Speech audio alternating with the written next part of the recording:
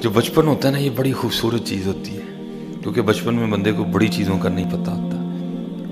بچپن میں بندہ لالچ سے پاک ہوتا ہے، حرص سے پاک ہوتا ہے، ہوس سے پاک ہوتا ہے۔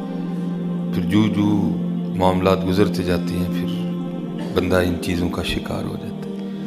اب دیکھا نا جی، بچپن میں چھوٹا بھائی، ٹھیک ہے جی، کتنا پیار ہوتا ہے چھوٹے بھائی سے، یہاں تک کہ اگر ہمارے چھوٹے بھائی کو کچھ کہہ دینا تو ہم لڑنے نکل جایا کرتے تھے، جذباتی ہو جاتے تھے، ہائپر ہو جاتے تھے۔